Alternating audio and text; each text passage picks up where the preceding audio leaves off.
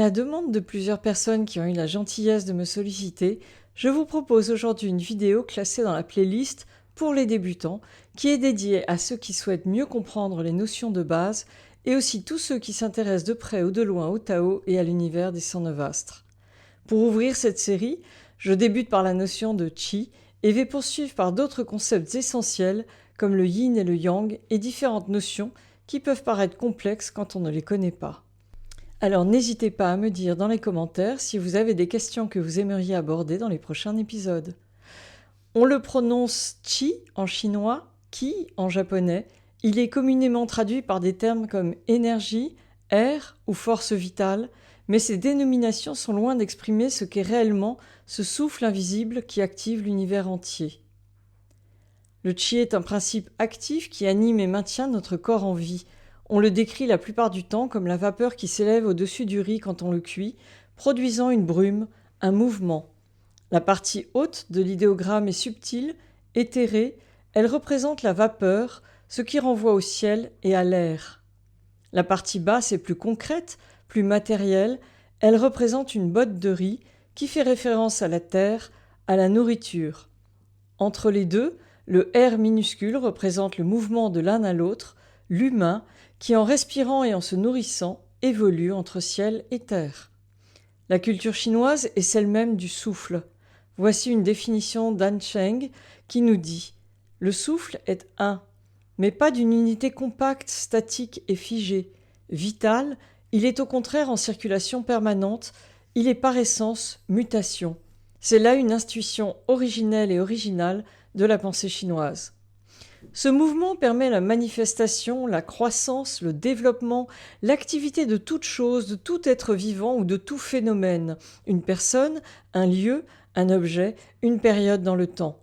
Le Qi circule, s'accumule, se dilate et se transforme. Il est la source et le flux qui irrigue toute chose au cœur de l'homme, autour de lui et dans la nature.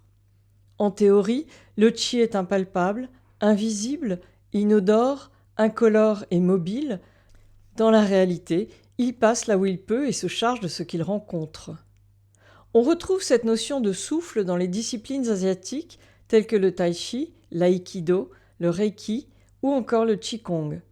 Le qi, c'est le souffle de vie, et gong, c'est le travail, la technique. La pratique du qigong permet d'agir sur l'excès ou le manque d'énergie dans tout l'organisme. Les disciplines comme l'acupuncture, le shiatsu et aussi le feng shui permettent au qi de circuler de manière fluide en évitant un flux trop rapide ou trop faible. De cette manière, le qi est nourri et renforcé harmonieusement. L'objectif premier de la pensée chinoise n'est pas tant de devenir riche, mais bien de savoir se ressourcer, préserver sa santé, la renforcer et l'amplifier, afin de durer le plus longtemps possible dans le meilleur état possible. La maîtrise des émotions permet de réguler le qi pour harmoniser l'esprit et garder son calme.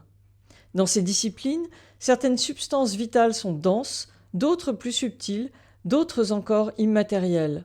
Dans la philosophie taoïste, le corps et l'esprit ne sont pas séparés et l'on ne peut les traiter isolément du contexte social, climatique, familial et environnemental. Ainsi, le succès d'un projet, notre longévité, la capacité de déployer nos forces n'est pas seulement lié à notre volonté et à ce que nous sommes, mais c'est le résultat d'une équation à 3 termes qui sont le ciel, l'individu et la terre, et que les Chinois appellent Sanbao, c'est-à-dire les 3 trésors. Au ciel, il y a 3 trésors, le soleil, la lune et les étoiles. Sur terre, il y a 3 trésors, l'eau, le feu et le vent. Et l'homme évolue, il vit entre ciel et terre. On distingue le chêne, qui correspond à la conscience organisatrice et représente le ciel. Le chêne permet de communiquer et d'être en permanente adaptation avec son environnement. C'est l'esprit, l'ensemble des fonctions psychiques et spirituelles. Il joue un rôle fondamental dans les activités cognitives, influence le langage et le comportement. Le jing correspond au principe vital, à l'essence, c'est en quelque sorte l'ADN de l'individu. Il correspond à la terre, la matière, c'est le corps, le support de la manifestation corporelle de l'individu. Quand les jings de la mère et du père s'unissent, alors le jing inné du fœtus peut apparaître. Il est aussi appelé l'essence des reins, comme c'est dans cet organe qu'il réside. L'énergie vitale de chacun se déploie dans le temps depuis l'instant de sa naissance, et ce jing participe à la croissance et au développement de l'individu. Entre les deux, il y a le qi qui correspond à l'ensemble des énergies présentes dans la nature et les êtres vivants. C'est l'énergie vitale universelle présente dans toutes les manifestations de la nature. Le qi est indispensable au bon fonctionnement des organes, entrailles, tissus et méridiens. Il permet de réunir le shen, l'esprit, et le jing, le corps. Cette triade fondamentale s'organise autour d'un axe vertical, celui qui fait dire que l'homme évolue entre ciel et terre. Dans cette pensée classique chinoise, la vie est l'émanation d'un souffle qui vient d'une unité suprême et il y a un lien entre le ciel, l'un, et ce qu'il y a en dessous, la terre, le multiple. Chaque individu est un composite de qi qui forme la trinité suivante, appelée Sankai. 50% pour la destinée ou chance du ciel, c'est ce qui constitue la personne avant sa naissance. On peut l'évaluer, mais pas la modifier. Cependant, un bon positionnement permet d'améliorer sa destinée. 30% pour l'environnement ou chance de la Terre, c'est ce qui influence la personne à partir de sa naissance et lui donne la possibilité d'améliorer son chemin de vie. Enfin, les 20% restants correspondent à l'éducation ou chance de l'homme. Le lieu et le milieu social ainsi que l'éducation apportent la touche finale. Cela inclut les choix que fait l'individu, sa morale, ses vertus, ses croyances et décisions de vie.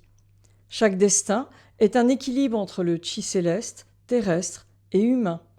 Le qi dominant à la naissance nous donne beaucoup d'informations sur la qualité de l'esprit et sur le chemin de vie, nos forces et nos faiblesses. Mais rien n'est figé, tout bouge toujours tout le temps et nous avons malgré tout notre libre arbitre. Selon ce même système de pensée, et même dans les cas où l'on traverse une situation difficile et compliquée, il restera toujours 50% pour pouvoir équilibrer sa destinée et être un acteur de son existence.